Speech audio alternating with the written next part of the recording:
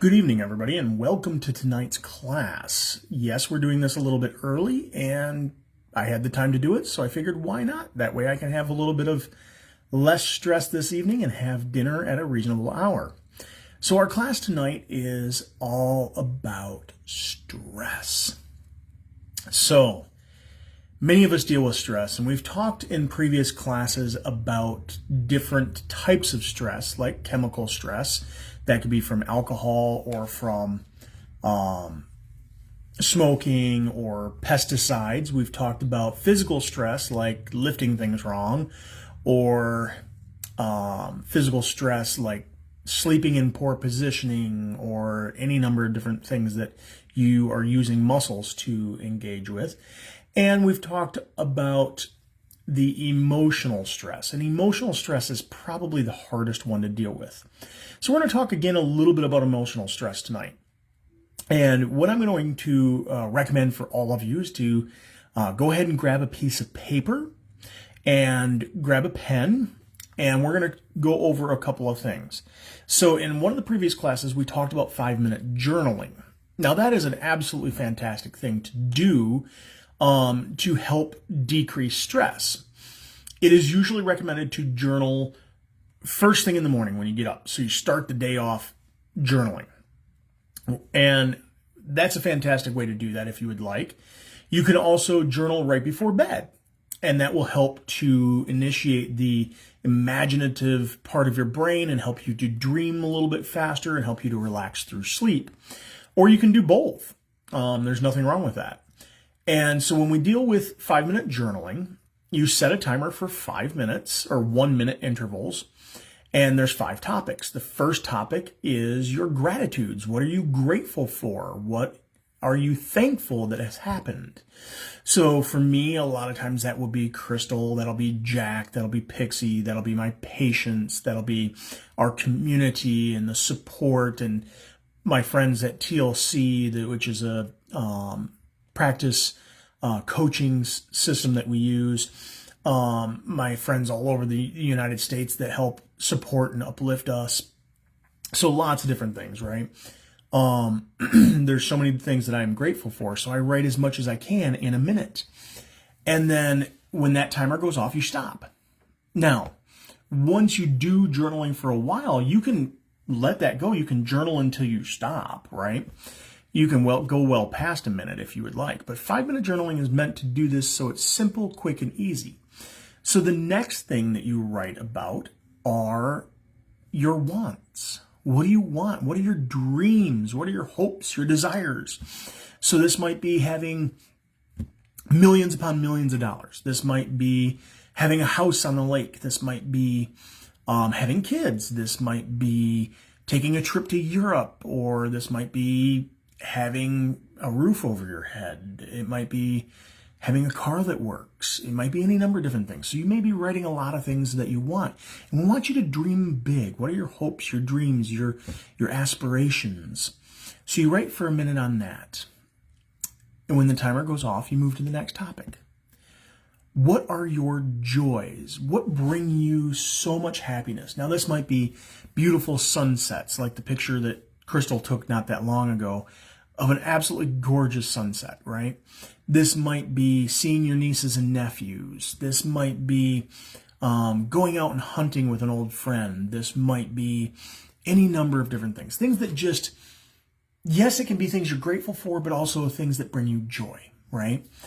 The next one, so we had what you're grateful for. We had what you hope and desire for, what you brings you joy. Then we talk about what actions you need to do. Now this might be, what are you doing to better yourself, right? So this may be a laundry list of different things. Maybe journaling is one of the things you're going to write down, and maybe you're going to be working on meditation, and maybe you're going to work on reading some of the Bible or scripture or what have you. Maybe you're trying to get a degree and you want to go back to school, or maybe you're in school.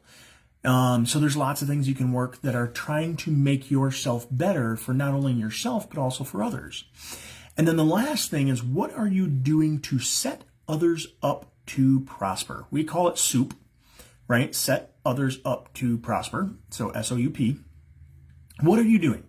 Well, are you training? Are you providing a roof over your kid's head? Are you, taking your spouse out to dinner for a special night because they've got a birthday or an anniversary, or maybe they did something really, really well. And so what are you doing? And that's really going to help to increase positive vibes, right? Everything is meant to do this in a positive manner. And there's a shortened version of this. There's something that's called a gas card. And again, just like the 5-minute journaling that we have the abbreviations for things, we use GAS for gratitude, action, and service. So for instance, my gratitudes might be, like we said, Crystal and Jack and family and Pixie, and maybe it'll be patience and friends and support and all of that. And my action steps may be that I'm working on rectifying some patient logs, or maybe I'm working on reading some scripture, or I might be working on getting ready for my next continuing education. I mean, there's so many different things that could be in that. But the gratitude you want to write on a gas card, you want to actually have a 3.5 inch. So and I'm looking to see if I have one. I don't know if I do, but just an index card, a regular plain run-of-the-mill index card. If you want to get fancy, you can get the colored ones. I recommend for this because it's a positive thing, either green or white or blue. Okay. So you write down everything that you're grateful for that you want. And then the actions, you write 2, no more than 3 action steps. What are you working on so that you can achieve those actions that day or within 2 days? So your gratitudes, they can change daily. You'll find they typically don't change that much. But things that you're grateful for. Then the actions, they change typically every day to every couple of days. Then the service that we talked about. What are you doing? And it's kind of like that soup, right? What are you doing to better the community without the expectation of a thank you? So one thing that we're doing in our office, and many of you may have seen this already because of the post that I put out earlier today, is we are collecting a shoebox size gift box for the servicemen and women who are serving our country overseas for the Christmas time. And so we're collecting starting now all the way till just prior to Christmas so we can send them out. And the reason why I'm doing this is not because I expect them to give me a thank you. These servicemen and women will never know who we are. I'm doing this because my dad served, my cousin served, my grandpa served, so many of my family members served, and so many of my friends have served. And Christmas is one of the loneliest times of year for those that are overseas, that are away from family, that cannot get leave to come home. And it is very difficult for them mentally, physically, and it's very stressful for them mentally, physically, and emotionally. And so I want to reduce that stress for them, and I want to give them a taste of home, if you will, with goodies and things like that. And I'm doing something like that is going to be my service probably for the rest of this month on my gas card, because it's something that I'm working hard for the next month on, that I don't ever expect a thank you from any of these servicemen and women, because I don't expect them to ever know who I am.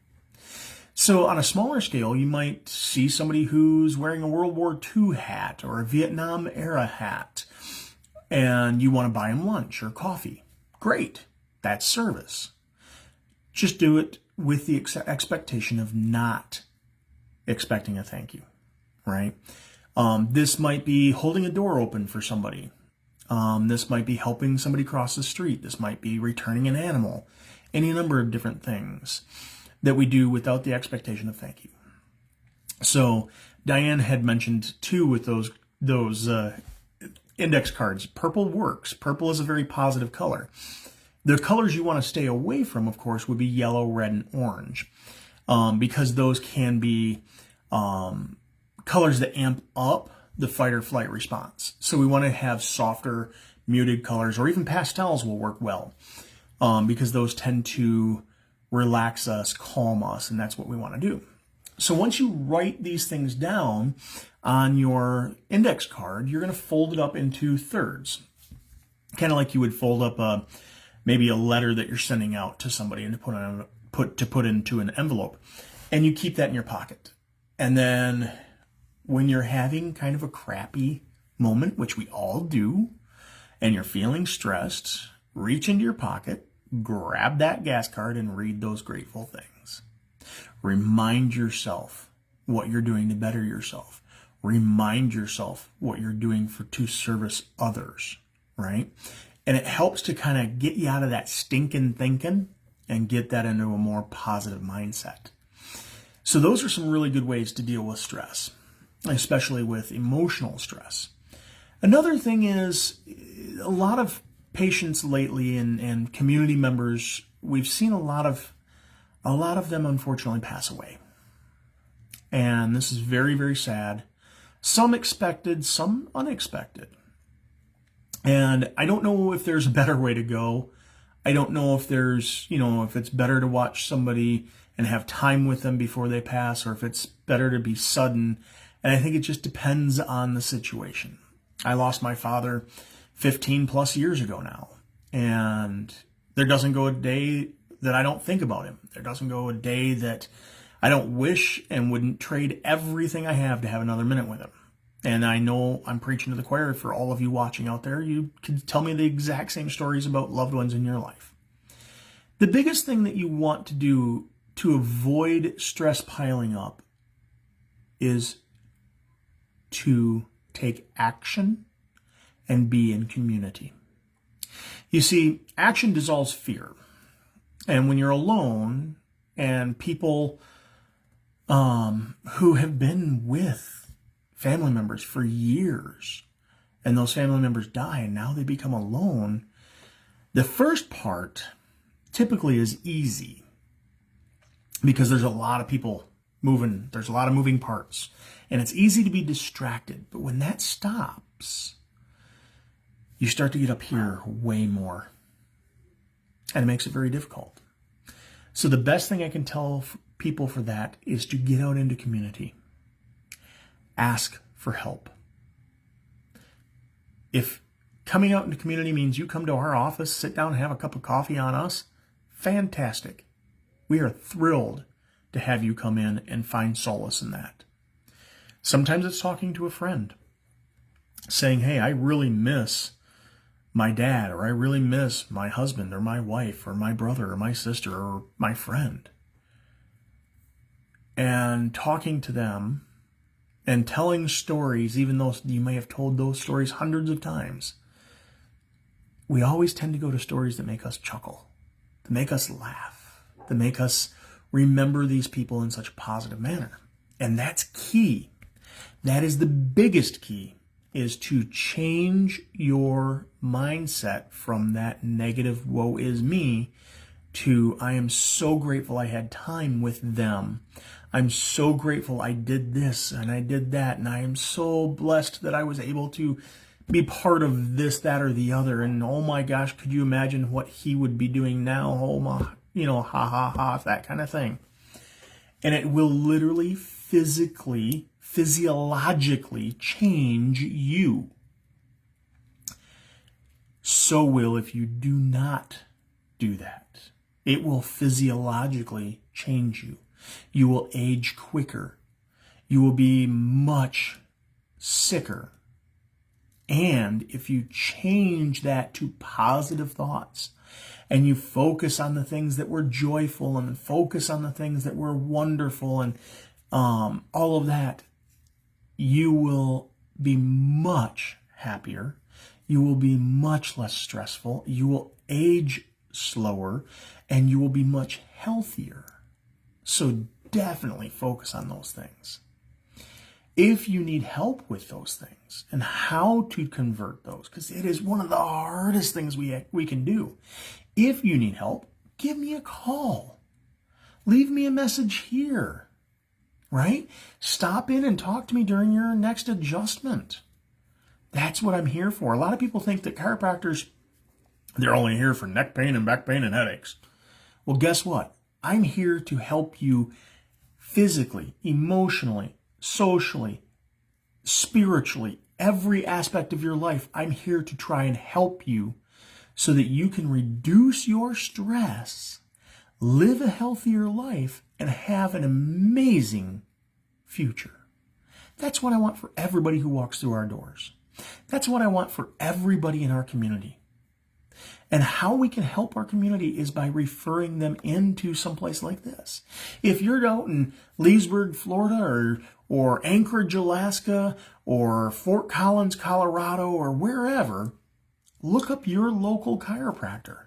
If you're here in the Elk Rapids area, that would be us. Give us a call. We'll gladly set something up for you because we want the best for you and for our community. And if we help you, we end up helping our community. So if you want to know how that happens, give us a call. We'll gladly set up an appointment with you and we'll go through everything. We always have a complimentary consultation with me. Always. There's nobody ever charged for that. So think about that.